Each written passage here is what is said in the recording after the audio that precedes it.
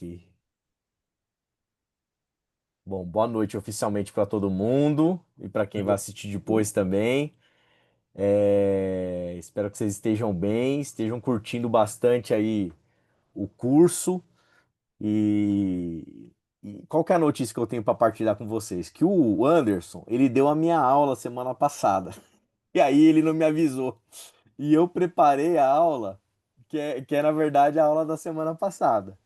Sério? Então, e eu não assisti o que ele deu Hum. exatamente, né? Então, o que que eu tô querendo propor para vocês, né? Para a gente aproveitar, né, aqui o nosso tempo e a gente poder, enfim, elaborar algo que obviamente não vai ser necessariamente só exposição da minha parte, porque eu vou ficar com medo de ficar repetindo o conteúdo que ele deu e chovendo molhado com vocês. Mas a minha ideia é talvez a gente eu fazer uma síntese, né, e trazer alguns elementos que talvez ele não tenha destacado na aula passada, né, alguns elementos técnicos aí que o Pagola trabalha, e propor uma discussão com vocês. E aí a gente junto discutir a respeito da temática e, enfim, a gente tentar aproveitar ainda mais o conteúdo para pensar nas consequências daquilo que o Pagola está trazendo para a gente, né? Porque as aulas têm esse caráter expositivo, mas é muito importante a gente entender o desdobramento prático de tudo que a gente estuda para a nossa espiritualidade e para a nossa fé. Então eu acho que pode dar samba, né? Eu espero que dê certo. Eu juro que eu fiquei sabendo disso, coisa assim, de alguns minutos atrás, por conta que eu fui copiar o textinho para mandar para vocês. Aí eu vi o título da aula dele, eu falei, opa, calma aí, tem alguma coisa de errado. Então a proposta seria essa. Vocês topam? Vamos tentar encarar e ver no que vai dar, né? Espero que até lá, umas 9 e pouco, eu espero que tenha sido precioso aí para vocês. Pode ser? Ok. Então Boa tá noite, bom. pessoal. Boa noite, Gisele, Marise, Atraso. Natália. Boa noite. Deu Bem-vindos, um pane aqui, quase bem-vindas. que eu não Boa consegui. noite, gente. Boa Boa noite. noite, boa noite. Desculpem um A atraso. Renata tá chegando também. Boa noite. E Isso aí. olada aqui. Eu tô chegando do trabalho, ó, nem entrei em É casa isso ainda. aí. Isso aí. Vou Então, só assim, ó, colocar o carro na garagem. para quem tá chegando é isso. A ideia é fazer uma recapitulação da aula passada e a gente pensar juntos aqui uma proposta de debate para a gente tentar desdobrar o conteúdo do ponto de vista da prática da nossa fé, né? Então essa que é a ideia. O Dida chegando aí. Salve, Dida. Boa Boa noite. boa noite, meu querido. Espero que vocês estejam bem. Esteja bem aí, vocês todos. Graças a Deus. É que a internet aqui tá o caos. O caos, né? O dia inteiro, o dia inteiro sem internet aqui no Parque Barueri. Sim, sim. É Eu isso tô com o aí. Ruim, celularzinho né? na mão aqui, viu? Mas vai dar certo, Mas vai tô dar certo. aqui. Isso aí. Vai dar certo. Tô ouvindo aqui, tô assistindo. Maravilha, maravilha. Bem-vindo. Então, Amém. gente, a temática que a gente vai recapitular hoje, como vocês estudaram semana passada, é a questão de Jesus Cristo como mártir, né? Todo o processo que o levou à prisão, né? E à condenação de morte de cruz, tá certo? E o que o Pagola ele tenta fazer no texto dele, né? Quando ele faz a análise do ponto de vista do Jesus histórico, ele tenta separar da narrativa dos evangelhos aquilo que são dados mais teológicos. O que é coisa teológica, dado teológico? É quando o escritor bíblico ele tenta interpretar um fato histórico usando, por exemplo, como justificativa textos do Antigo Testamento. Então, quando esse tipo de construção de texto ela aparece, isso se trata de uma construção mais teológica. Não necessariamente o fato histórico, o dado histórico, ele está sendo analisado como um historiador faria, entendem? Então, o Pagola, ele tenta mostrar para a gente tudo aquilo que é de fato crível do ponto de vista da historicidade. Isso não significa que aquilo que está no relato bíblico ele é falso. Significa que ele não necessariamente ele tem um caráter historiográfico, né? Então é essa tentativa que o autor que a gente está utilizando ele tenta fazer aí ao longo de toda a jornada dele, né? E quando a gente analisa a morte de Jesus, quando a gente fala assim, por exemplo, né, Jesus Cristo morreu para a gente ter perdão de pecados. Esse tipo de argumento, isso é teológico. Percebem? Por que é teológico? Porque é uma questão de fé, é uma questão da nossa interpretação do que significa para a gente, enquanto cristão, a morte de Jesus na cruz. O Pagola, ele entende esse elemento teológico, mas ele vai tentar buscar as causas históricas do que leva Jesus para a cruz do Calvário.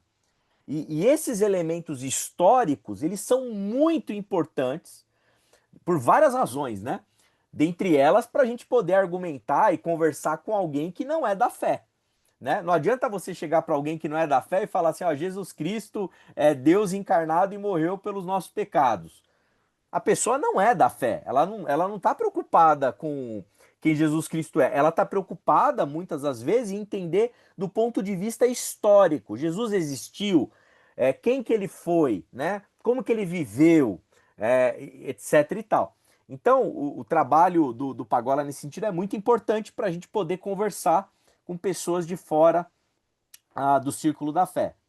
Além disso, como eu disse para vocês, entender esses elementos históricos nos levam a perceber camadas e uma profundidade, uma dimensão da nossa espiritualidade que às vezes a gente não percebe.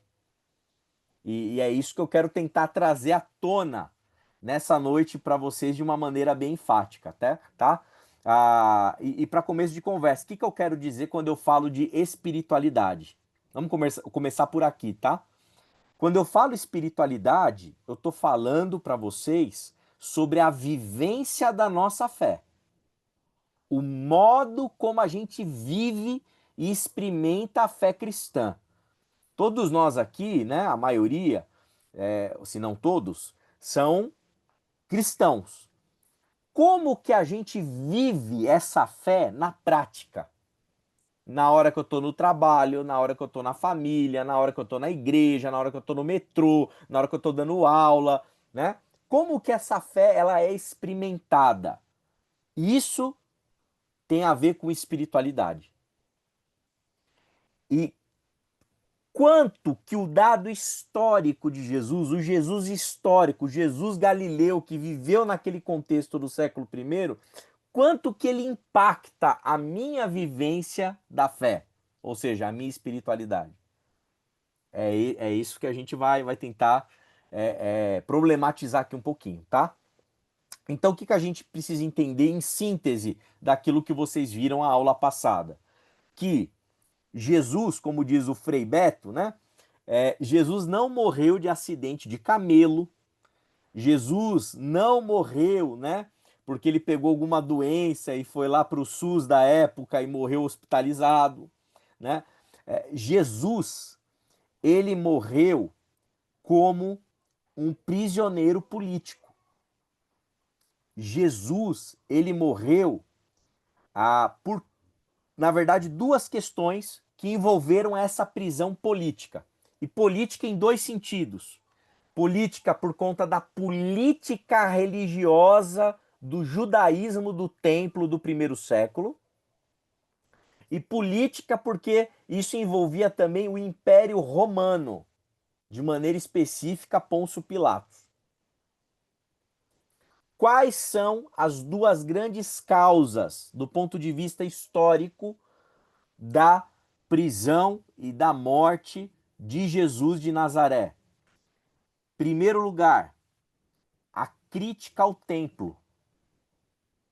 Jesus, ele criticava o templo, ele criticava a religião oficial daquele pessoal poderoso que gerenciava o templo de Jerusalém.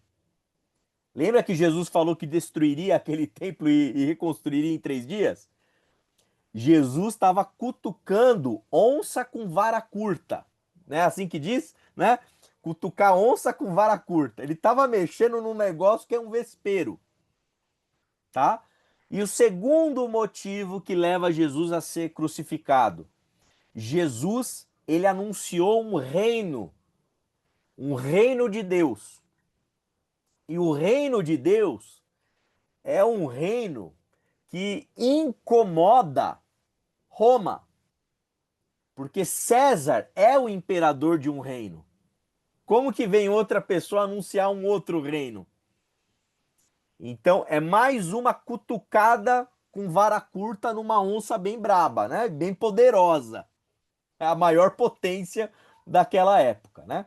Então, esses dois elementos aqui são os componentes históricos que vão levar Jesus a ser condenado na cruz do Calvário. Tá bom? Tá certo? Precisa ter isso em mente, né? E aí, o que a gente percebe, né? Que quando a gente olha do ponto de vista da historiografia, para além dos textos religiosos, por exemplo, Tácito, não sei se o Anderson citou na aula passada, um historiador romano, ele vai dizer o seguinte, que Jesus foi condenado à morte durante o reinado de Tibério pelo governador Pôncio Pilatos. E Flávio Josefo, historiador judeu, vai dizer que Jesus atraiu muitos judeus e muitos de origem grega. E quando Pilatos, por causa de uma acusação feita pelos homens principais dentre nós, então Flávio Josefo é judeu, homens dentre nós, os judeus, o condenou à cruz. Os que antes o haviam amado não deixaram de fazê-lo. Fecha aspas para Flávio Josefo. Então, essas duas citações são citações de historiadores que nada têm de cristão, que estão falando sobre o que aconteceu com Jesus. Então, uma coisa que a gente precisa ter muita clareza, né? Jesus de Nazaré, ele existiu, gente. Então, assim, do ponto de vista histórico, não é adequado negar a existência de Jesus em hipótese nenhuma. Existiu um homem chamado Jesus que veio de Nazaré e foi condenado por Pôncio Pilatos à cruz, né? Então, essas duas afirmações nos dão essa segurança. E o mais interessante, né? Que Jesus foi condenado à cruz e existiam seguidores dele que não foram condenados com ele. Por que isso é importante?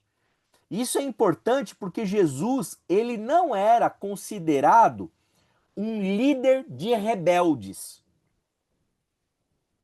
Jesus, ele não era considerado uma pessoa que tinha vários rebeldes o seguindo. Se isso fosse verdade, todo mundo que seguia Jesus também teria sido condenado à morte junto dele.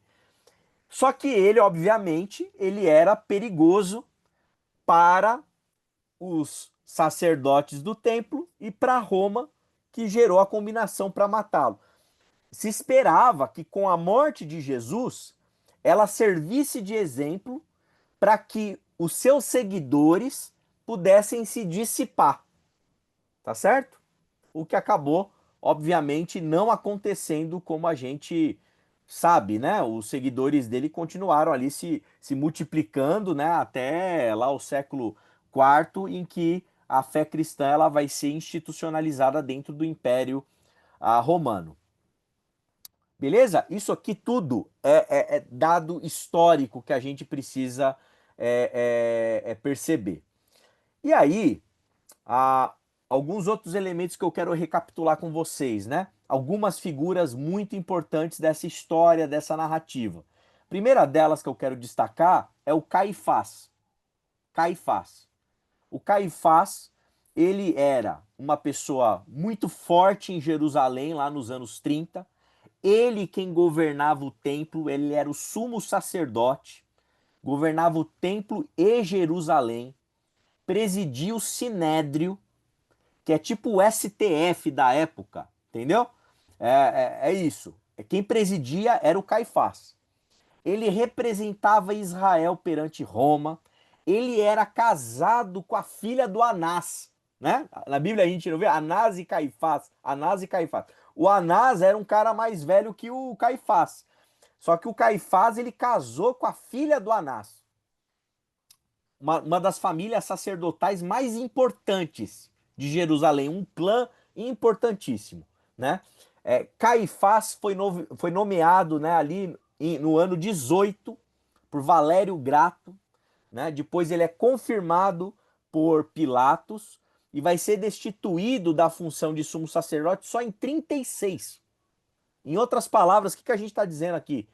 A gente está afirmando que o Caifás foi quem ficou 18 anos no poder de Jerusalém, mais do que qualquer outro.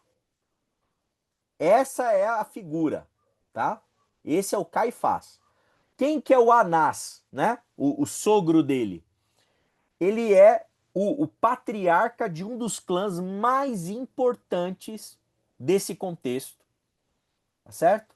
Que vão dominar a política de Jerusalém durante muitos anos. Ele é fundador dos Ben-Hanim, que é o nome desse clã, amigo pessoal do Valério Grato, né, que empossou ali o Caifás, e também do Pôncio Pilatos. Fica 15 anos no poder. Só que qual que é o lance desse Anás? A influência dele. A influência. A coisa é tipo meio máfia, sabe? Então o Anás, ele é capaz de, com seus tentáculos e as suas influências, de, além de ficar no poder 15 anos, de colocar 5 dos seus filhos, um neto e o seu genro no poder também. É uma família que visa o quê? Lucro, ganhar dinheiro com essa posição de poder, utiliza de vários tipos de manipulação, de intriga, de pressão para obter cargo e poder. E detalhe, viviam perto ali dos aposentos da casa do Pôncio Pilatos, né? Quando ele ia ali se hospedar em Jerusalém, eles estavam também localizados no lugar mais suntuoso, mais alto de Jerusalém. E obviamente ele tem uma relação íntima com Pilatos, de muita colaboração, né? Isso é típico dos chamados, né, saduceus, né? Os saduceus têm esse jogo de poder e de interesse com Roma. Beleza? Anás, Caifás e Anás, né? Então, esses dois personagens são muito, muito importantes, né? Para a gente poder entender aqui o que está acontecendo. Então, quando Jesus, eu não sei se esses dados todos foram passados semana passada, ou Não. Não? Ah, então que bom. Então eu vou continuar nessa toada aqui, porque eu acho que tem outros elementos técnicos aí que podem nos ajudar na leitura, tá bom? Aí a gente, para chegar na hora da morte de Jesus, quando a gente vai analisar e estudar a morte de Jesus, a gente tem, obviamente, os relatos dos evangelhos. E os relatos dos evangelhos, quando a gente faz uma análise comparativa, a gente percebe que há, obviamente, certas divergências ali, a coisa não é uma narrativa igualzinha, idêntica, e existem muitos elementos, como eu disse para vocês, teológicos. A gente tem que lembrar que quem escreveu os evangelhos não testemunhou de dentro do sinédrio o que aconteceu lá. Perfeito? Não estava lá dentro vendo Jesus sendo interrogado por Anás, por Caifás, por aquelas figuras ali. Então, o que a gente consegue perceber do ponto de vista da historicidade de tudo aquilo que é narrado? A gente percebe que naquela última noite, antes da crucificação, foi uma noite muito confusa, muito caótica, né? Não poderia ser diferente, né? Um negócio turbulento. A gente consegue perceber nitidamente um conflito de Jesus com as autoridades judaicas, tá? Isso é muito claro. Como eu disse, ele cutucou a onça com a vara curta, quando ele mexe com a questão do templo. E a gente percebe também Caifás e toda a classe sacerdotal tendo um papel muito destacado. Muito destacado. Isso aqui é importante, porque é provável que os fariseus, eles não tiveram envolvimento direto com essa artimanha que leva Jesus para a cruz. O que leva Jesus para a cruz, para ser morto, é principalmente o dedo do Caifás e da classe sacerdotal, aqueles que tinham poder. Tá bom? Isso é muito interessante de ser notado. E volto a destacar para vocês que existiram antes de Jesus outros que se diziam Messias. Existiam antes de Jesus outras pessoas que eram também profetas, que polemizavam, tá? Então, o fato de Jesus ser considerado Messias, curar no sábado, né? Não era uma questão de relevância tal ao ponto de levar ele para a cruz. Beleza? Outras pessoas fizeram coisas parecidas, né? Com isso. O que leva Jesus para a cruz é o ataque ao templo. Marcos 14, 57 e 58. Quem pode ler para a gente? Marcos 14, 57 e 58. E eu já vou pedir para outra pessoa abrir em Mateus 27, de 40 a 41. E mais uma terceira pessoa para abrir em Atos 6, 13 e 14. Atos 6, de 13 a 14. Então, André, Marcos 14, 37? Marcos 14, 57 a 58. Ih, tô no 37, peraí. Então lê pra gente aí. E a outra pessoa vai procurando Mateus 27, 40 a 41. Pode ler, Rê. 57 até onde, André? Ao 58.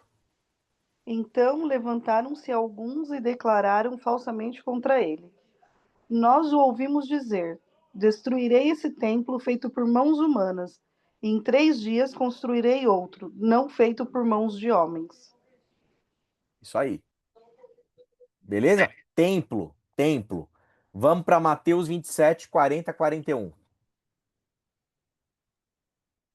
Ei, Paulo. você, ei, você que destrói o santuário e em 3 dias o reedifica, salve a si mesmo, se você é o filho de Deus, e desça da cruz. De igual modo, os principais sacerdotes, com os escribas e anciães, zombando diziam: Salvou os outros e a si mesmo não pôde salvar. É o rei de Israel. Que ele desça da cruz, então, que ele desça da cruz, então Aí, creremos nele. isso aí, isso aí. Então o que a gente vê aqui? Só um segundinho, gente.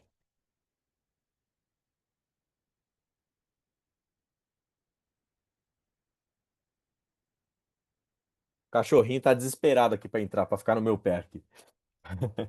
Então o que o Paulo leu aí pra gente, ó? Olha o tipo de zombaria que ele recebe na hora que ele está crucificado. Você aí, ó, que destrói o templo e reedifica em 3 dias, salve a você mesmo, se é o filho de Deus e desça da cruz. Percebe como a questão do templo ficou famosa? A crítica dele ao templo ganhou proporção, né? E detalhe, da mesma forma, os chefes dos sacerdotes, os mestres da lei e os líderes religiosos zombavam dele. Quem são essa galera aqui? É o pessoal que comanda a religião no templo. No templo. Então, Atos 6, 13 a 14. Quem pode? E apresentaram falsas testemunhas que diziam: Este homem não cessa de proferir palavras blasfemas contra este santo lugar e a lei. Porque nós lhe ouvimos dizer que esse Jesus Nazareno há de destruir este lugar e mudar os costumes que Moisés nos deu. Destruir este lugar. Que lugar? O templo. Então, assim, a grande questão é o templo. Agora, assim, você pode estar se perguntando, poxa, professor, pastor, né? Mas você Só porque ele falou que ameaçou e ia destruir o templo? Gente, o templo é o coração do sistema religioso da época.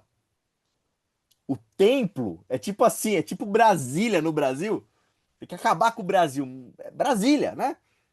É o símbolo do centro do nosso poder enquanto nação, né? Nos Estados Unidos é como se você estivesse pensando num ataque a Washington, na Casa Branca, entende? Aqui é o Templo de Jerusalém. O Templo de Jerusalém, ó, anota isso aí que no debate aqui vai ser importante. É o coração do sistema. É o coração do sistema, né? E detalhe, toda vez que houve ataque direto ao templo, como vai acontecer com um cara que chama Jesus, filho de Ananias, mais pra frente, né? Na história ali, né? Acontece, é morte, dá em morte, tá? Existe reação por parte dos poderosos, porque novamente você está mexendo ali num lugar muito, muito, muito complicado, né? Um lugar muito perigoso. Perfeito? Então, o templo. Quem que mata Jesus, né? Quem que manda matar Jesus? A gente sabe que tem uma ordem de Pôncio Pilatos, né? Pôncio Pilatos. Eu quero tentar também agora descrever um pouquinho quem que é o Pilatos, para a gente entender o outro lado da história aqui, né? Pilatos, ele é alguém que é influenciado por Caifás e pelos poderosos da religião, tá certo? Para poder executar a pena de morte. Caifás não tinha autoridade para executar a pena de morte. Ele precisa da chancela de Roma para isso acontecer. E qual que é o grande ponto-chave pro Pilatos, para a questão de Jesus? Ele não está preocupado com o templo, ele não está preocupado com blasfêmia, ele não está preocupado com as intrigas religiosas dos judeus. Ele está preocupado com uma coisa, que é o que vai na plaquinha em cima de Jesus na hora que ele é sentenciado à cruz. Quem sabe o que é? Jesus, rei dos Rei dos judeus. Rei dos judeus. Rei dos judeus. É aqui que está a encrenca para Roma. Para Roma. Porque quem que é o líder do império? César. Na hora que chega alguém querendo colocar um outro império, um outro reino, e se colocando como rei desse reino, lascou, entendeu? Então, é esse ponto. O rei dos judeus é a questão determinante para Pilatos no interrogatório. É isso que está em voga ali, né? E por quê? Porque Jesus é alguém que critica os poderosos. É alguém que propõe a defesa dos mais oprimidos pelo Império Romano. Jesus é alguém que faz uma crítica muito acentuada em relação àquele sistema que está instituído. E isso impacta a autoridade romana ali da região, que é Pôncio Pilatos. O Pôncio Pilatos ele vai responder para o César se acontecer algum tumulto naquela região. E o maior medo de Pilatos e de Roma é lidar com alguém que cause uma situação de imprevisibilidade. É com isso que eles estão preocupados. Eles têm que manter a pax romana, a paz romana, funcionando. Tem que estar tudo organizadinho. E na medida em que eu tenho alguém que é tido como rei dos judeus, causando um certo alvoroço e gerando instabilidade, qual que é a obrigação do governador romano que está ali? Manter a ordem e executar o elemento que é perigoso, que no caso aqui é Jesus de Nazaré, porque ele está tumultuando ali o ambiente. Certo? E Jesus, por sua vez, o que acontece com ele? Olha o cenário. Jesus, ele é um perigo, tá bom? É um perigo para os religiosos, porque ele critica o templo. Ele é um perigo para Roma, porque ele critica o sistema romano e propõe um novo reino. Então ele é um perigo mesmo não sendo alguém monstruoso. Jesus não é alguém que quer tacar bomba, quer pegar em arma, quer detonar tudo. Não. Só que o discurso dele, aquilo que ele proclama, cativa as pessoas e torna ele uma pessoa perigosa. Você tem o Tibério, que está acima do Pilatos, que dá ordem. E a ordem dele é garantir a Pax Romana. Qual que é o papel do Pilatos? É cumprir a ordem. Se tem alguém gerando desestabilidade no império, qual que é a obrigação do Pôncio Pilatos? É fazer a ordem ser mantida, custe o que custar. E se tem que negociar com o Caifás e com o templo, não tá nem aí. O importante é cumprir a ordem, tá certo? E é interessante porque o Pagola, ele faz uma análise crítica dos evangelhos. Vocês já perceberam que no evangelho não tem um tom assim meio que o Pilatos ele lavou as mãos, né? Como o Dorival tá fazendo agora ali, né? Ele lavou as mãos. Parece que há uma certa passada de pano, de leve no texto bíblico para Pôncio Pilatos, para a culpa cair nos judeus, né? Tem um pouquinho disso, né? Só que isso já é uma interpretação teológica, tá bom? A gente tem que lembrar que, historicamente, o Pôncio Pilatos não é bonzinho. Ele é o Pôncio Pilatos, governador da região. Ele que manda executar a pessoa. Ele que mandou para ser crucificado. E ele está interessado no quê? Em não ter dor de cabeça com o chefe. É isso que ele está preocupado. Por outro lado, Caifás e o conselho ali dos sacerdotes, eles querem defender o quê? O que eles estão interessados? O templo. Eu vi aqui na boca a leitura labial do Dorival. O templo. Por quê? Porque o templo representa o sistema em que todos estes sacerdotes aí, toda essa classe sacerdotal, tem o seu bem-estar garantido, o seu recurso financeiro garantido, tá entendendo? Então eles estão preocupados em defender isso. E eles não estão interessados em nenhum tipo de fanático que vai gerar desestabilização do como as coisas estão organizadas. E Jesus é esse elemento que gera desestabilização. E a população em geral? Eles ficam do lado de Jesus ou não? Pergunta. Também não ficam, né? A Marisa está balançando não fica do lado de Jesus. Porque a população em geral, ela depende do templo. Ela depende dos peregrinos, ela depende daquele mercado, ela depende daquele sistema. Então, quando Jesus ameaça destruir o templo, o cara que vende alguma coisinha ali, um souvenirzinho de quando o pessoal vai para o templo para ver lá alguma coisa, ele pode perder o trabalho dele, o negócio dele. É um risco. Para piorar mais a situação de Jesus, né? Os simpatizantes de Jesus. O que eles fazem? Ficam calados. Ficam com medo. Ninguém vai lá defender Jesus na hora que ele está sendo crucificado, na hora que ele está sendo interrogado. Todo mundo fica quietinho. E os seguidores dele? Os próximos ali? Fogem. A Marisa fez assim. Isso aí. Foge. Então, gente, quem decreta a crucificação, a rigor, é Pilatos. Mas todo mundo, toda essa galera aqui, de alguma maneira, tem a sua assinatura nessa sentença de morte de Jesus de Nazaré. E o Pagola daí ele faz uma interpretação teológica que eu acho muito bonita.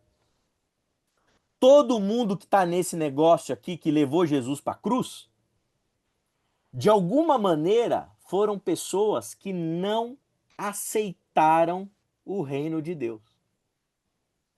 Todos eles, em alguma instância, estavam interessados em coisas, em elementos que não eram condizentes ao reino. E por conta disso, dessa não fidelidade ao reino de Deus anunciado por Jesus, Jesus de Nazaré, ele caminha ali para a crucificação, que é um ato de absoluta crueldade. Provavelmente vocês devem ter falado um pouquinho sobre a crucificação na aula passada, discutido um pouquinho sobre o quão terrível ela era, a pior morte que se podia imaginar ali naquele contexto, né? A gente sabe que os romanos, eles matavam pessoas, mandando elas para fogueira, jogando elas para feras para serem comidas, mas a crucificação, sem dúvida nenhuma, ela é muito pior, porque ela não é somente uma execução, mas ela é uma tortura. E como se não bastasse, ela é precedida de muito açoite mesmo. E quando o indivíduo ali é crucificado, ele ficava a 30 centímetros do chão, os pés. A cruz não era tão alta, ela tinha ali em média ali uns 2 metros de altura. E a pessoa ficava ali quase que no chão para que os animais selvagens, cães selvagens, pudessem comer também os pedaços daquelas pessoas que estavam ali e eles tivessem acesso às partes do corpo, né? Então, é uma morte assim, uma coisa horrível, uma coisa bárbara, né? Uma coisa horrível mesmo, né? E o Pagola destaca, né, que aquela bebida que é oferecida para Jesus, né, ali provavelmente é um tipo de bebida que os soldados tomavam para eles ficarem alertas por mais tempo, terem ânimo em época de batalha, em momentos que eles precisavam de atenção. Então, eles entregam essa bebida para Jesus com o intuito do quê? De preservar e perpetuar a agonia na cruz, para ele poder ficar mais desperto e sofrer ainda mais, né? Então, assim, é uma coisa horripilante o que aconteceu com Jesus de Nazaré, né? E aí ele vivencia toda aquela experiência que na sua humanidade é uma experiência de absoluta solidão, de silêncio, né? Tem aquela passagem, né, muito emblemática, né, em que Jesus ele brada, né, Eloi, Eloi, lema sabachthani, Deus meu, por que me desamparaste, né? Em que ele está ali em uma absoluta fragilidade diante daquela agonia, né, completa, mas uma coisa do ponto de vista histórico, Pagola fala, né, que parece absolutamente razoável, que Jesus de Nazaré foi alguém que morreu em absoluta coerência com seu discurso. Ele não revidou, ele não tentou apelar, ele não tentou usar do mesmo poder que estavam usando para condená-lo, ele não tentou usar esse mesmo poder para ferir seus adversários. Então, tudo aquilo que ele pregou sobre amar o inimigo, né, da outra face, sem dúvida nenhuma, ele foi alguém que foi coerente, especialmente nesse momento de dor, nesse momento de cruz do Calvário, né? Enfim. Então, esse é Jesus. Esse é o Jesus histórico. Esses são os dados históricos que a gente consegue extrair do que aconteceu lá por volta do ano 30 do primeiro século. E aí eu faço para vocês aqui para provocar o debate. E eu vou fazer o seguinte, a gente está aqui em 15 pessoas. Eu vou dividir vocês em 3 grupos. E aí vocês vão tentar responder uma pergunta que eu vou colocar, beleza? Uma pergunta para vocês elaborarem e tentarem pensar. À luz desse Jesus de Nazaré, que comprou uma briga ferrenha com o poder, com o núcleo do poder central da religião, com o sistema religioso que é o pessoal do templo em Jerusalém, e com Roma desestabilizando e propondo um outro reino, né? Confrontando, portanto, Roma. Então, assim, Jesus é alguém que confrontou os sistemas mais poderosos que a gente pode imaginar. Certo? Para sua época. Não tinha coisa mais poderosa para ele confrontar do que ele confrontou e por isso ele foi para a cruz. Hoje, você, 2025, qual o desdobramento desse fato? Qual a consequência desse fato para você, para nós, discípulos desse mesmo Jesus de Nazaré hoje? Como que isso tem que impactar nossa espiritualidade, nossa vida e nossa caminhada com Jesus? Beleza? Deu para entender a pergunta? Não? Assim balançou a cabeça. Então vou fazer de novo, ó. Jesus de Nazaré foi morto porque ele confrontou o núcleo duro dos sistemas poderosos da sua época, o templo e Roma. Nós dizemos hoje que somos discípulos desse mesmo Jesus. Qual a consequência desse fato, dessa constatação para a gente hoje em dia, em 2025? Como que isso deveria nos afetar? A nossa caminhada, nossa vida espiritual, etc e tal. Será? Ou seja, isso tem que afetar a gente para a gente ficar cantando corinho na igreja só? Né? Qual que é a consequência prática para a nossa fé, para a nossa espiritualidade? Sermos discípulos desse Jesus de Nazaré, que a gente estudou um pouquinho aqui. Certo? Natália, diga.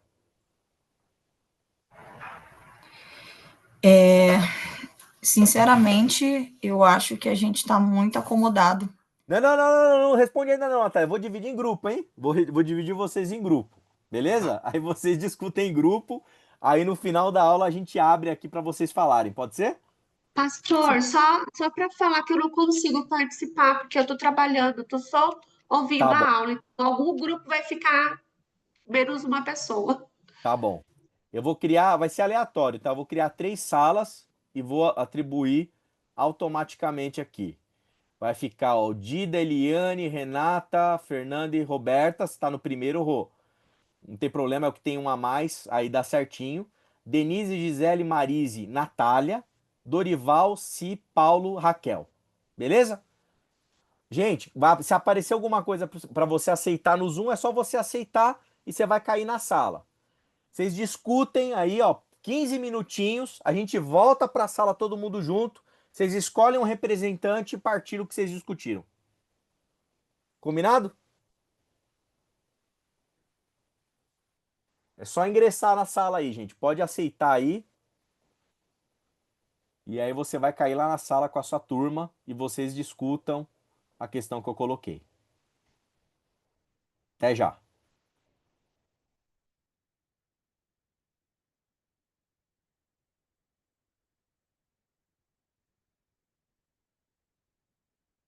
Apareceu aí, Dorival, se já foi.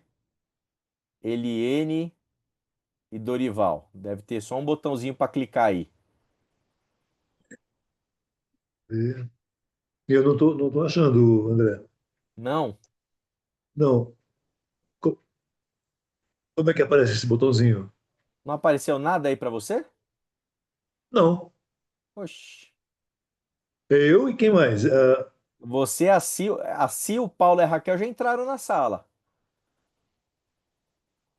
Deixa eu mudar você para uma sala aqui, ó. Vou mudar você para 3 de novo. Vê se aparece agora. Não. Nada, nada, nada, nada? Tá no Não. celular ou tá no notebook? Celular. Celular. Então deve ter algum lugarzinho escondido aí, talvez, Dori. Ah,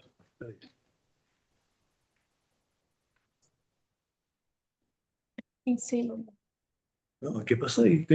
O único botão que aparece é o de sair. Sair? É. Não. O Deixa pior eu é que ter- eu não consigo fazer nada aqui. Mais ou menos como é que é esse botão, André? Você sabe que eu não sei? Eu nunca fui para uma sala. Eu sempre coloquei os outros na sala. Ai, meu Deus. Deixa eu tentar entrar pelo meu celular aqui e aí eu te falo. Vamos ver Ver se se não dá mais certo. alguma coisa. Não, não aparece não. Ai, ai. Deixa eu ver o que acontece. Está aparecendo o nome da Eliene. Eliene, só.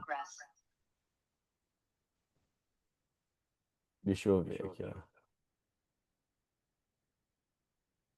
Vou atribuir. Ó, ele aparece um pop-up para mim escrito assim, ingressar.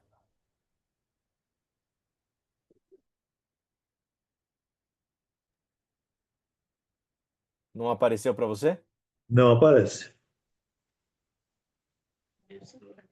Já mudei as telas, já mudei Poxa. as telas aqui, mas não aparece mesmo.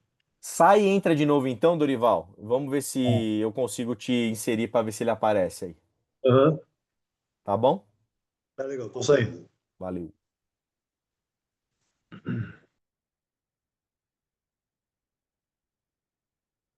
Eliene, tudo bem? Quer ajuda?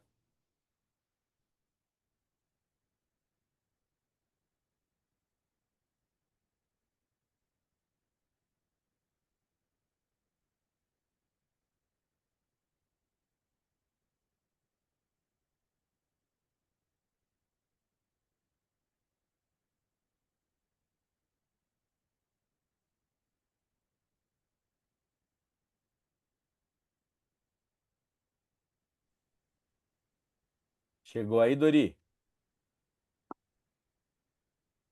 Deixa eu mudar aqui.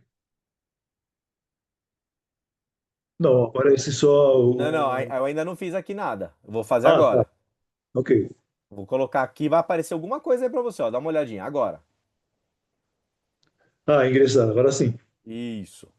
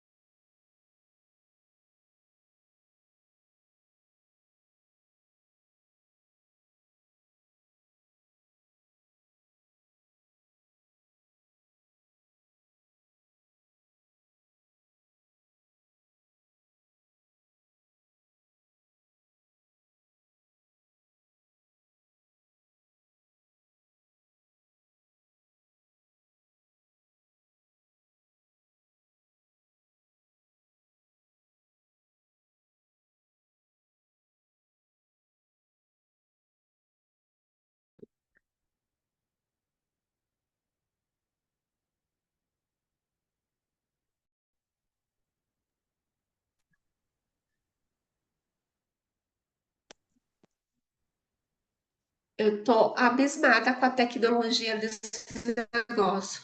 Eu também. Meu, Já estamos na principal? Pessoal entra e Já, sai da já. nossa sala, nem avisa que tá entrando, não bate na porta. sacanagem, né? É tipo o professor fiscalizando os Nem grupos que estão trabalhando direitinho. Igual eu fiz hoje à tarde. Professor, Se eu não a gente passei tá ali para fazer, eu colando. estava fazendo besteira. Aparecer aí. Falei, vocês não estão fazendo besteira, não? Só fico de olho aí, eles estão mexendo ali no computador para ver se não está entrando em site que é indevido, né? Glória a Deus. Isso aí. Acho que voltou todo mundo, hein? Voltou. Ó, o pessoal até abriu a Eu câmera acho. agora, gostei de ver, hein? Ê, muito bom. Não, eu falei assim que eu tô ouvindo vocês e tô fazendo uma coisa muito. Não tá sendo ruim. Acho que eu tô sendo acompanhada sem que vocês saibam. Eu tô mexendo nas coisas da minha mãe. Ah, Foi um. Tenho encontrado fotos, olha. que legal. Ah, Muito bom. Então vamos lá, gente, ó. Primeiro representante aí, Dida. Dida, conta Sou pra eu. gente aí, à luz daquilo que a gente estudou, como que isso se desdobra aí para nossa espiritualidade. Perfeito. Pastor, o que o pastor falou, eu vou retomar um pouquinho. Jesus foi morto pelo império, né? E os religiosos também colaboraram com essa execução de Cristo, né? Todo num complô, né? E Jesus, de certa maneira, ele afrontou o sistema da época, né? De certa maneira, ele afrontou. Aquele diálogo, eu não quero me estender muito, porque tem outros grupos, aquele diálogo que ele chama aquele pessoal de. Aquilo é radical para encaminhamento da execução de Cristo, né? Então, um sistema religioso e político acabou crucificando Jesus. E nós, passados todos esses anos, nós já no século XXI, né? E o que acontece? Eu discuti com as amigas, as irmãs, né? E nós chegamos à conclusão que hoje existe um sistema, né? Que para alguns é perceptível e para outros não. É um sistema que nos leva ao egoísmo, à ambição, à individualidade, e isso tem consequências muito graves. Faz com que nós percamos essa questão da solidariedade, né? Da prática da caridade, foi o que Paulo falou. Paulo falou muito sobre caridade, né? E isso faz com que sejamos muito individualistas. A Bíblia fala que nos últimos tempos nós seríamos bem individualistas, né? Então, o que acontece? Nós temos que voltar lá para a essência, e está na placa da nossa igreja, né? Então, temos que voltar a ser imitadores de Cristo, né? Trabalhar com caridade, não excluir pessoas, entender o pobre, entender o excluído e trabalhar nessa linha. Eu acho que nós temos que trabalhar, né, dentro dessa linha e não sermos fujões como aqueles cristãos fugiram, né? E a gente tem uma imagem muito forte que é a imagem do próprio Judas. Olha, aquela época lá o valor do dinheiro já era muito, né? E se vendeu, entregou Jesus por causa de dinheiro. Então, eu acho que hoje em dia existe um sistema muito forte que faz com que nós pensemos só em nós mesmos, né? No nosso bem-estar individual e esqueçamos das pessoas que precisam, né? Então, eu até comentei com as irmãs que existe uma linha religiosa que condena a caridade, ajudar. O nosso da manhã, as práticas de compartilhar com as pessoas que precisam, os projetos da igreja, né? Cultural, tipo de ações que Cristo se agrada muito, mas muitos religiosos não se agradam disso. Então, eu acho quer imitar Jesus tem que fazer o que ele fez. O ato dele foi o maior de todos, se entregar na cruz por nós, né? Uma morte horrível, terrível, né? E que possamos não ser como Judas e outros que, ó, fugiram da responsabilidade. Eu estava comentando com as irmãs, eu acho que o pastor deve saber o que está acontecendo na Nigéria, né? A Nigéria é dividida ao norte por muçulmanos e ao sul por cristãos. Existe um embate muito grande, né? Fora a guerra civil que ocorre lá, e guerras tribais e étnicas, né? Então você tem cristãos sendo morto, enterrado vivo. Você tem cristão que teve que sair da sua terra morando 3 ou 4 no espaço de um por um. Eu vi um vídeo sobre isso. E eles não estão correndo, eles não estão fugindo, mantendo a fé em Cristo e tentando seguir, assimilar essa espiritualidade e todo esse caráter de Cristo em suas vidas. Foi isso que nós tínhamos e eu acho que se alguma das irmãs quiser complementar aí, fica à vontade. Excelente, para mim, nossa, Tá vendo? muito, muito, muito boa a reflexão de vocês, muito profunda, né? Acho que é isso. E uma coisa que eu destacaria, né, Dida, que se a gente tem que fazer isso que vocês falaram que a gente tem que fazer, quando a gente não faz, isso também é uma escolha política, que é uma escolha que favorece o sistema vigente. Quando a gente não faz isso que vocês estão falando, incentivando a gente a fazer, a gente está fazendo. Está fazendo que tudo continue do mesmo jeitinho que tá, né? Então, às vezes isso também é uma estratégia, né? Ou seja, vamos ficar lá na igreja levantando a mão e tá bom, é isso aí, sentir um arrepiozinho no braço de vez em quando, né? É, será que isso é parecido com Jesus? É ser parecido com Jesus, né? Acho que vocês deram pistas boas pra gente aí. Muito bom, muito bom.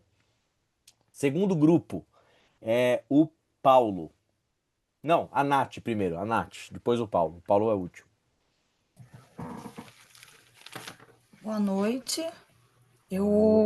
A gente conversou no grupo, eu acho que eu poderia responder de uma maneira muito sucinta. Eu acho que Jesus foi morto por um ato político. O que a gente percebe agora é que não exatamente quando ele foi morto, pelo menos o que eu acreditava, né, que fosse ali a questão da religiosidade, eu não tinha parado para pensar, né, nesse prisma que a gente tem visto aqui no nosso curso. Então, ele foi morto mais pela questão política e que ser cristão é ter ações políticas, é pensar nesse sentido, né? Quando a gente não pensa dessa forma, a gente não está sendo como Cristo, né? É lutar por igualdade, por equidade, não está. A gente, na verdade, acha que 2 horas de culto a gente já está fazendo a nossa função, que a gente levar o quilo para a igreja, a gente já está fazendo a nossa função, que a gente ajudar numa salinha, seja de criança, fazer um evento dentro da igreja, a gente já está ajudando. E não, Jesus morreu num ato político por amor a nós. E nós, cristãos, como a gente falou no grupo, somos pequenos cristos, né? E o que nós, como pequenos cristos, a gente sabe que a gente não é igual a ele. O que nos causou essa reflexão foi isso. O que nós estamos fazendo? Será que, de fato, a gente sempre vai ter a desculpa de que é porque a gente tem coisa para fazer e tal? Será que a gente está fazendo aquilo que a gente precisa fazer? Será que a gente está sendo pequenos cristos? E eu acho que a pergunta sua, André, veio trazer esse incômodo, sabe? Trazer esse desconforto. Eu acho que esse curso, com o conhecimento que a gente está tendo, absorvendo aqui, é exatamente isso. É tirar a gente da nossa zona de conforto e fazer a gente refletir se, de fato, o que a gente está fazendo dentro das igrejas é o verdadeiro evangelho. E eu digo por mim, claro, eu conversei com as minhas amigas de grupo e a gente chegou a essa conclusão. Eu acho que muitas vezes a gente está dando desculpas. É mais fácil do que realmente enxergar e olhar para dentro de si e ver, caramba, a gente pode fazer muito mais, mesmo com todas as dificuldades que a gente tem, porque é para isso que a gente está aqui. Uau, uau, uau. Ah, Isso aí. gente, tem algumas coisas assim na vida ministerial que vale a jornada toda, né? Ouvir o que vocês estão falando, nossa, pra mim eu tô até arrepiado, assim. Que é isso aí, gente. Muito, muito bonito. Muito. Vocês estão chegando em lugares interessantíssimos, né? E eu fiquei pensando assim, ouvindo a Nath, né? O que que é a igreja, né? Se a igreja não servir para fomentar um monte de pessoas a serem como pequenos cristos, ou seja, ser uma fomentadora de gente que vai dar bug nos sistemas de onde elas estiverem, né? A gente tem que treinar nossas crianças para isso. É por isso que tem salinha, né? O culto tem que treinar as pessoas para isso. Tudo tem que. É como se a igreja fosse um quartel ali para a gente ser treinado, né, recorrentemente para poder fazer o trabalho como Cristo fez, né? E só E não um é PS, nada tranquilo, né? Muito pelo contrário, é bem desafiador. André, só um PS aqui rapidinho, menos de um minuto. Pode Eu falar. hoje voltando com uma professora da escola, ela estava falando que às vezes estava falando que eu acho que eu estava dar oferta, ajudar e tudo mais, que aí ela estava falando que existe uma máfia de pessoas que você está dando dinheiro, está dando as coisas e a pessoa se acostuma. Aí eu falei assim com ela, eu falei, olha, não cabe a mim julgar. Eu faço a minha parte. Eu faço aquilo que eu preciso fazer. Se a pessoa está ali de um em um real sendo sustentada, não cabe a mim julgar.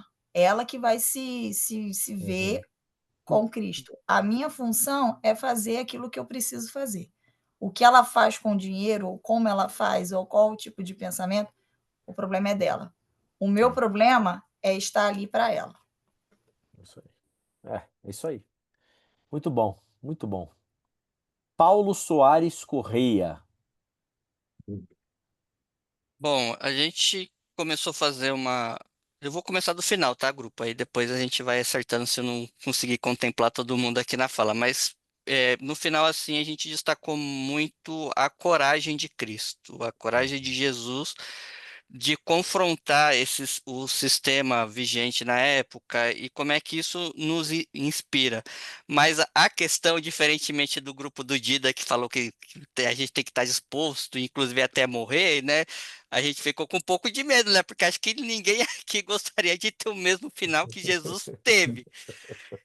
Mas mas isso é o que nos inspira, certo? Então, essa motivação da gente ter a coragem, por exemplo, de enfrentar um sistema que oprime, que subjuga as pessoas. Então, a gente tem que mostrar ou pelo menos buscar mostrar que existe uma outra possibilidade, né, de fazer o reino de Deus acontecer na Terra. E a gente citou muito, por exemplo, a vida de nossos irmãos em outros países que não têm a mesma liberdade religiosa que nós temos aqui, por exemplo, na África, em outros países que são perseguidos tal, e dessa preocupação de ter essa coragem. Por outro lado, a gente falou muito dessa coisa de também da gente ficar muito aquém daquilo que foi Jesus, daquilo que representa Jesus, né? Daquela, muitas vezes a gente não se dedica como deveria no sentido de estar mais perto do próximo, de acolher nas pequenas atitudes, nos pequenos gestos e a outra questão também, pensando nessa ideia de estruturas, né? A preocupação de também os nossos espaços, o espaço que nós construímos, que nós cultuamos, também não sejam espaços de opressão, que não contribua para a opressão. Porque citamos bem um pouco da história de como foi a fusão do cristianismo com o Império Romano se apropriando do cristianismo e virou um processo de imposição de uma determinada visão que perpetuou uma opressão de que a gente não Uhum. quer isso, né? As coisas não vai ser imposta de cima para baixo, não vai ser simplesmente assim, a gente sendo maioria, ganhando força dentro do Estado, que a gente vai impor para as pessoas Uhum. a nossa visão ou aquilo que nós acreditamos, mas isso é de dentro para fora, um espaço de construção coletiva. Então foi mais ou menos por aí que a gente caminhou na nossa reflexão. Excelente, excelente. Isso que você fala, gente, é muito importante que o Paulo traz, que o grupo está trazendo, né? A igreja, a igreja nunca pode casar com poder. Nunca. A igreja, ela existe, nós enquanto igreja, no sentido não de igreja institucional, porque obviamente institucionalmente, desde o século IV, tem um casamento aí que está durando séculos com o poder. Mas a igreja de Jesus, nós enquanto pequenos cristos, discípulos de Jesus de Nazaré, por isso que é importante, quando você escuta eu falar, por exemplo, na igreja, Jesus de Nazaré, o que eu estou querendo dizer? É o Jesus que a gente está vendo aqui. Esse Jesus de Nazaré está nos ensinando o quê? Que a gente tem que ser a consciência crítica, seja lá de qual poder que estiver aí. O profeta, para ser profeta, ele nunca senta na mesa do rei. Entendeu? Porque ele vai ser comprado pelo rei. Ele precisa ser alguém que tenha a sua autonomia preservada para poder criticar, para poder dizer, para poder, sabe, contrariar, para poder botar o dedo na ferida, né? Então é isso que o Paulo tá trazendo para a gente, né?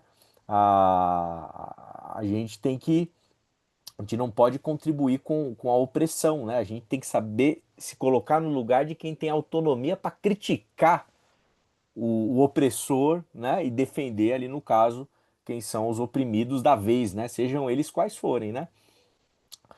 Gente, olha, tô absolutamente assim surpreso e satisfeito. Eu confesso que por conta desse probleminha, né, de aula dada da semana passada ser praticamente a mesma que eu dei aqui, eu fiquei quase prestes a cancelar talvez nosso encontro, mas acho que o Espírito me iluminou para a gente poder se encontrar aqui nessa noite, porque, gente, olha, foi uma preciosidade o que vocês falaram, o que vocês conseguiram perceber não somente dessa aula, mas com certeza é resultado de todas as demais aulas, né?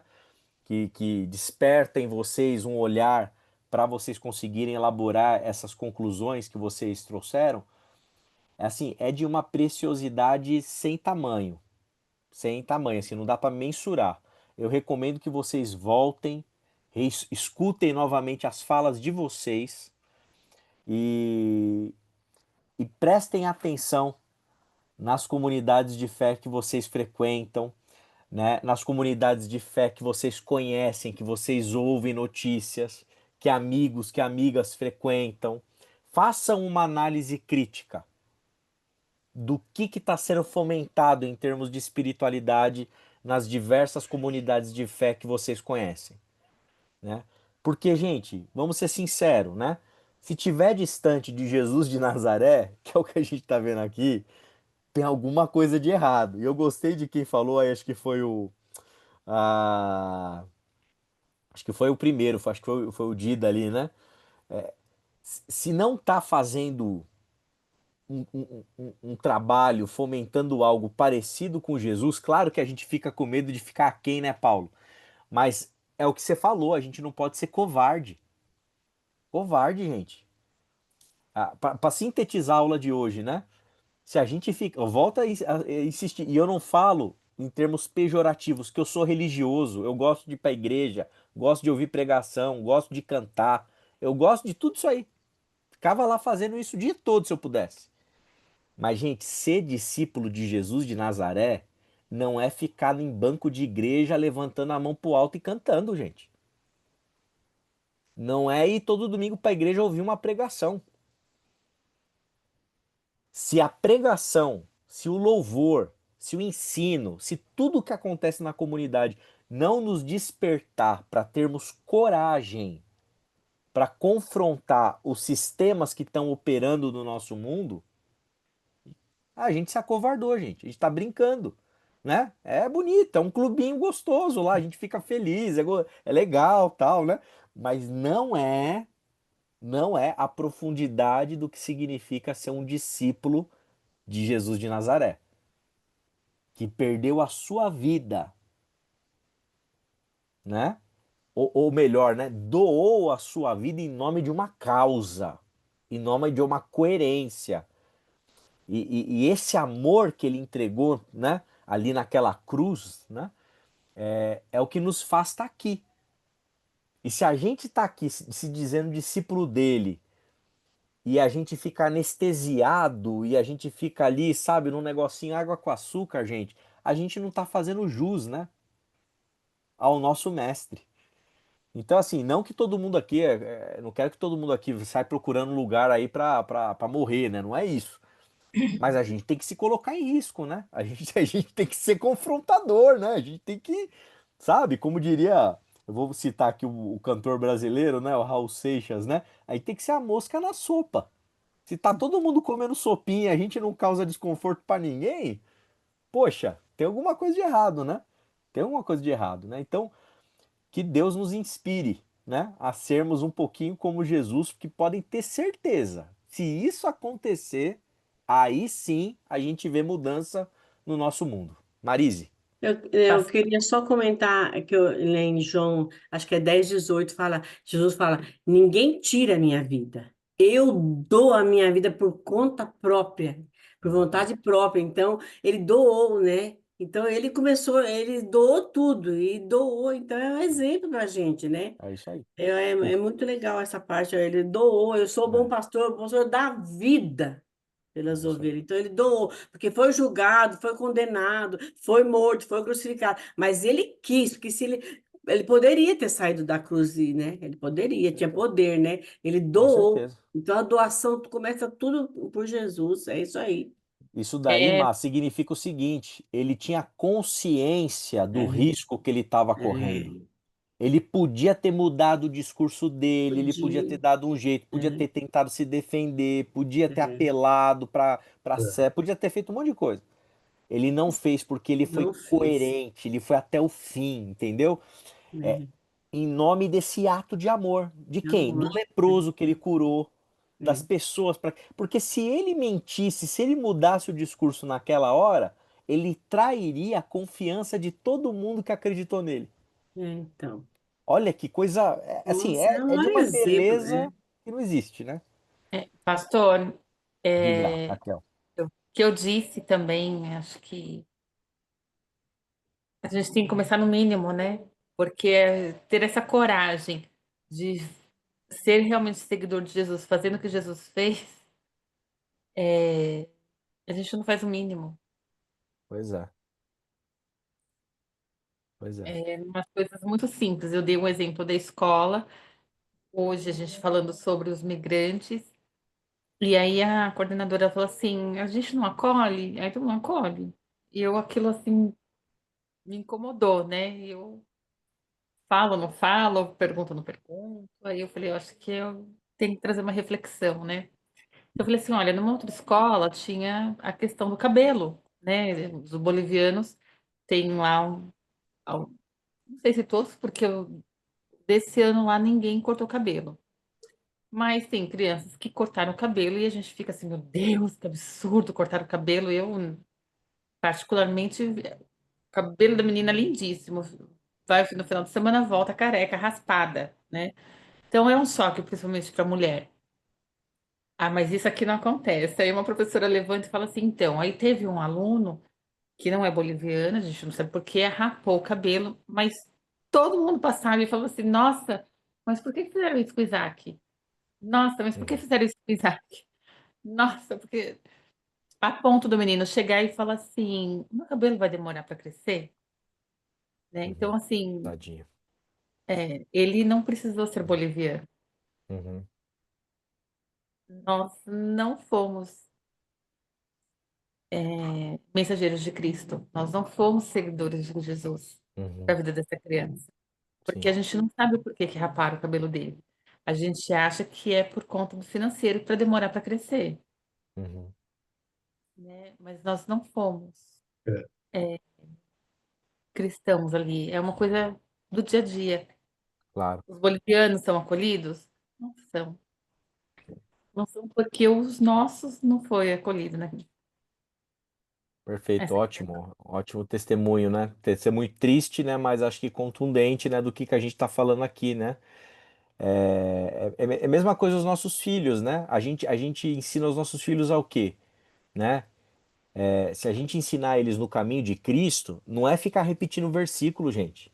É na hora que tem um menininho sendo zoado na sala deles, eles escolherem ficar do lado daquele que está sendo zoado. Nem que eles percam as amizades deles durante todo o ano. É isso que a gente ensina para os nossos filhos? Né? A gente acha que não, ser discípulo de Jesus é repetir a oração, é versículo, tudo isso é importante, é muito importante, é legal. Só que se não se desdobrar numa prática corajosa, no contexto, no mundinho deles, ó, fica do lado daquele que é mais fraco, fica do lado daquele que está sozinho, né? A gente não está ensinando ele no caminho de Jesus de Nazaré, né? Paulão.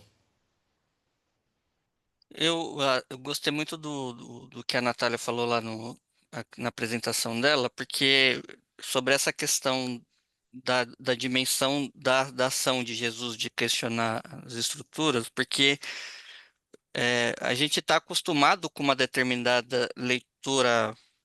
A gente, quando eu estou falando de mim, né? Vocês acham que Uhum. imagina, vocês estão numa outra pegada bem diferente da minha. Não, Mas, tá todo mundo. assim, de onde eu venho, a gente está com uma pegada, com uma visão de uma leitura bíblica que esvazia todo esse conteúdo. E, basicamente, coloca como a crucificação, a morte, o sacrifício de Jesus, como algo que Deus quis que fosse daquela forma. E aí eu sempre me incomodava, sempre me incomodou essa coisa, né? Era uma pergunta clássica que eu sempre fazia. E quando eu li esse texto, sobretudo porque na página 478, na nota 95, o Pagola, ele fala assim, ó, é preciso entender bem tudo isso. Em nenhum momento se diz nos evangelhos que Deus quer a destruição de Jesus. A crucificação é um crime, é uma injustiça. Como o Pai vai querer que torturem Jesus? O que Deus quer é que ele permaneça fiel a seu serviço ao reino sem ambiguidade alguma, que não renegue sua mensagem de salvação nessa hora de confronto decisivo, que não volte atrás em sua defesa e solidariedade com os últimos, que continue revelando sua misericórdia e perdão a todos. Isso aqui fez assim me deu Uhum. outra dimensão, assim, do sacrifício de Jesus, do que significa aquelas passagens de que Deus entregou seu filho e tudo mais. O que significa isso? Me dá uma outra visão nossa, é libertador, gente. É Libertador. libertador. Libertador. Com certeza. Isso daí, depois, em um outro momento, em uma outra circunstância, a gente pode até pensar numa aula para discutir isso daí. Isso é teologia, gente. Essa ideia de que Deus, o Pai, castiga Jesus na cruz para ele ter a ira dele saciada, isso é teologia, posterior às escrituras, tá? Então tem que tomar muito cuidado. Eu sempre, para mim, assim, né? A questão da teologia, para mim, o meu critério é minha filha. Se eu não posso falar para Anne e explicar para ela que eu vou ficar com medo dela se assustar, eu acho que tem alguma coisa de errado, né? Imagina só você ter que falar pro seu filho e falar assim, olha, você tem que acreditar em Deus, né? Porque Deus é bom o tempo todo, tal, não sei o quê. Mas o que aconteceu na cruz, pai? Não, era o pai, né? Deus, o pai, ele estava matando o filho para ele ter a ira dele saciada, né? Para ele poder ficar em paz com os homens, né? Mas ele matou o filho dele? É. Pelo amor de Deus, gente, cuidado com isso aí, né? Então, assim, né? Muito cuidado, tem caminhos alternativos para a gente poder pensar de um jeito mais sóbrio, né? Para a gente não cair nessas armadilhas, né? E eu acho que o Paulão leu uma nota de rodapé bonita para Chuchu, né? Do Pagola, muito coerente, né? Não é que Deus ele quis matar Jesus, né? Não é isso. Ele quis coerência. Ele queria a coerência do filho. E a consequência dessa coerência naquele contexto histórico era a cruz, né? Agora é isso. Cruz é um lugar maldito, né? É uma injustiça que aconteceu ali, né? Então, enfim, aí são outras elaborações que a gente pode pensar em outra circunstância, mas é isso, gente. Gostaram? Tamo na mesma página aí? Maravilha. Então, vamos fazer uma foto bonita e eu quero, depois da foto, fazer uma oração aqui, agradecendo a Deus por esse momento tão precioso aqui nosso. Olha só, hein? Só faltou a Eliene, que tá com a câmera fechadinha, não sei quem que é, Não tô lembrando, mas vamos lá. Chega aí, Rose. Aí, ó. Chamei. Ela tá com medo porque ela não participou do grupo. É que ela tá comigo, por isso. Não tem problema, não tem problema. Vamos lá, sorrisão.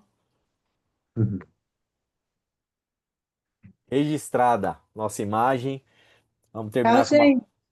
Tchau, Rosi. Vamos terminar com uma palavra de oração, tá? Pai amado, obrigado. Obrigado por essa noite tão rica, tão especial, Pai. Obrigado por aquilo que Teu Espírito fez aqui no nosso meio. Mesmo a gente não estando presencialmente, a gente sentiu a presencialidade desse encontro aqui e o mover do Teu Espírito entre nós, Pai. Muito obrigado pelo Teu amor, pela Tua bondade e que Teu Espírito Santo possa nos inspirar, Pai, para sermos como Jesus de Nazaré e fazermos das nossas comunidades de fé ambientes que potencializem, Pai amado, essa experiência de caminharmos segundo os Teus passos, Pai. Cuida de nós, nos tira da zona de conforto, Pai, e que a gente possa ser instrumento Teu para desestabilizar os sistemas injustos desse mundo, Pai, desse momento em que a gente vive. É o que eu peço por mim, por cada um dos meus irmãos, das minhas irmãs, pedindo sempre, Pai, para que Teu Espírito nos guie. É o que nós te pedimos em nome de Cristo. Amém. Amém. Amém. Amém. Boa Amém. noite, Bom, gente. hein? Ó, fiquei Boa felizão noite. hoje, hein? Tchau a Maravilhoso, hein? todos. Foi maravilhoso. Foi melhor que muita aula de seminário que eu já dei por aí, viu? Pelo amor de Deus, Foi hein? Nossa, maravilhoso. vocês estão 1000 anos luz à frente de muita gente aí, viu? É Deus Jesus. abençoe. Beijo. Beijo. Você também. Foi Tchau, boa gente. noite. Boa noite. Boa semana. Tchau, Boa tchau. noite. Até amanhã.